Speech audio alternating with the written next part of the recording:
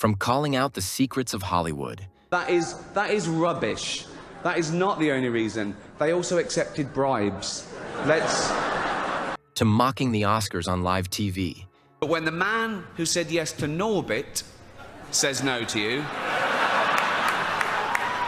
you know you're in trouble. These are the moments Ricky Gervais took shots at the entire industry. I'm gonna be nice tonight. I've changed. Not as much as Bruce Jenner, obviously. Now Caitlyn Jenner, of course. What a year she's had.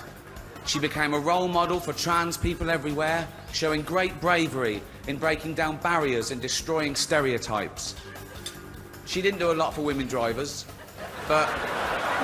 He also brought up Justin Bieber's paternity test scandal. Justin Bieber nearly had to take a paternity test. What a waste of a test that would have been. No, he's not the father. The only way that he could have impregnated a girl was if he'd borrowed one of Martha Stewart's old turkey basters.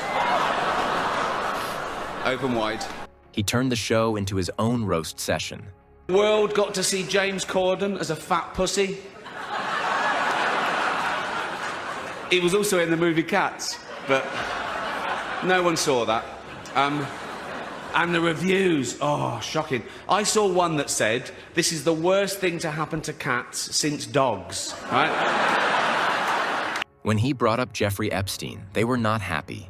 You could binge watch the entire first season of Afterlife instead of watching this show.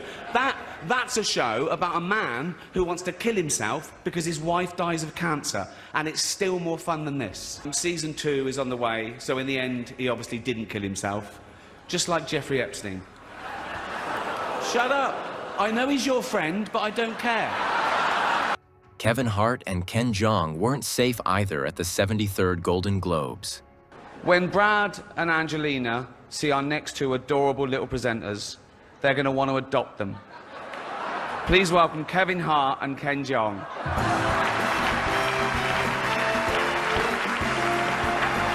The Golden Globes became Ricky's stage to roast celebrities. The Golden Globes are to the Oscars what Kim Kardashian is to Kate Middleton, basically. What? Bit louder, bit trashier, bit drunker, and more easily bought. Allegedly, nothing's been proved. He also roasted the Oscars and Eddie Murphy. Who needs the Oscars? Not me, and not Eddie Murphy. He walked out on them. He said no, and good for him. But when the man who said yes to Norbit says no to you, you know you're in trouble. Kim Kardashian wasn't left out.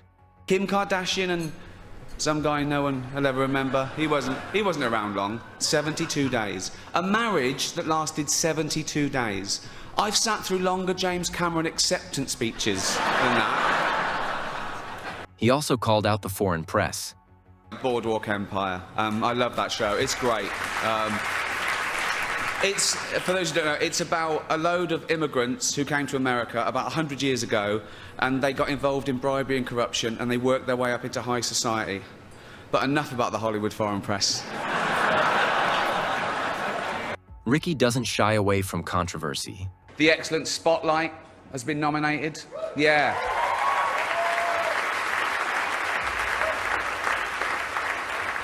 The Catholic Church are furious about the film as it exposes the fact that 5% of all their priests have repeatedly molested children and been allowed to continue to work without punishment.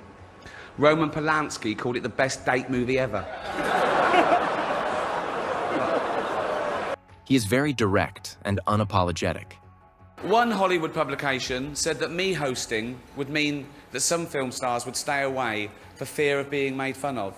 As if film stars are stay away from the chance of winning a Golden Globe, particularly if their film company has already paid for it.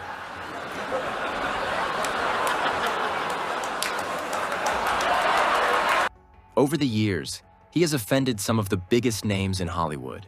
You came here in your limos, I came here in a limo tonight, and the license plate was made by Felicity Huffman. So, no, shush. It's her daughter I feel sorry for. Many talented people of colour were snubbed in major categories. Unfortunately, there's nothing we can do about that. The Hollywood foreign press are all very, very racist. So, 5th time. So... His 2011 Golden Globes was one to remember. It's going to be a night of partying and heavy drinking. Or as Charlie Sheen calls it, breakfast. Ricky went after multiple big names without holding back. There were a lot of big films that didn't get nominated this year. Nothing for Sex and the City 2. No, I was sure the Golden Globe for special effects would go to the team that airbrushed that poster. What? Great job. Girls, we know how old you are. I saw one of you in an episode of Bonanza. He made sure every joke pushed boundaries. And I'd like to quash this ridiculous rumour going around that the only reason The Tourist was nominated was so the Hollywood foreign press could hang out with Johnny Depp and Angelina Jolie. That is rubbish. That is not the only reason. They also accepted bribes. No one was expecting him to say that. All that happened was some of them were taken to see Cher in concert. How the hell is that a bribe? Really? Do you want to go and see Cher? No. Why not? Because it's not 1975. He delivers the wildest lines in the funniest way. There's been some great new TV drama this year, like Boardwalk Empire and The Walking Dead. So, talking of The Walking Dead, congratulations to Hugh Hefner, who's getting married at the age of 84 to 24-year-old beauty Crystal Harris. When she was asked why she was marrying him, she said because he lied about his age. He told me he was 94. Oh, come on. He made sure every joke pushed boundaries. Hold out and just don't look at it when you touch it. That.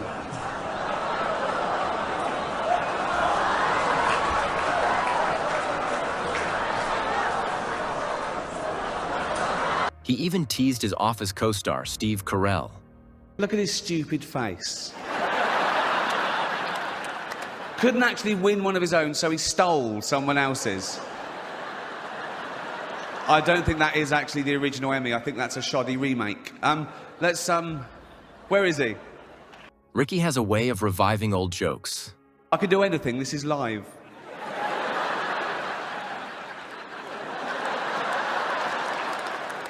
I made you what you are, and I get nothing back.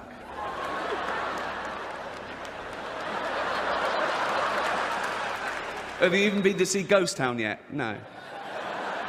I sat through Heaven Almighty. Give me my Emmy. At the 2020 Golden Globes, he went after all of Hollywood. Kevin Hart was fired from the Oscars because of some offensive tweets. Hello? Lucky for me, the Hollywood foreign press can barely speak English, and they've no idea what Twitter is, so I got offered this gig by fax. He hits them with a joke when they don't expect it. Look, at this table alone, Al Pacino, Robert De Niro,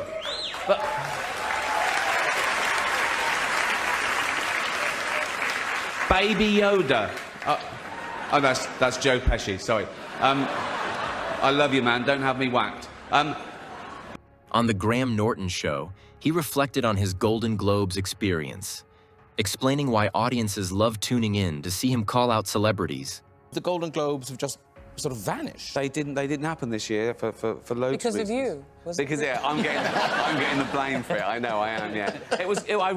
It changed as well because the first time I did it, like 10 years ago, the sort of press, particularly the industry press in America, was like, why is he saying these awful things to the most beautiful people? You know, and then by the 5th time, right, they were going, good, give it to him, we're sick of celebrities. Most people watch the Golden Globes just to see Ricky in action. When they said, do you want to host the Golden Globes, all that stuff I said in the show was true. I said, I'm going to write my own jokes, right? And I thought, who do I pander to? The 200 richest people in the room or the 200 million people watching at home who aren't winning awards, who aren't millionaires? And it was a no-brainer. I was doing it for them, you know. Ricky's talent for roasting and surprising celebrities made the award shows unforgettable.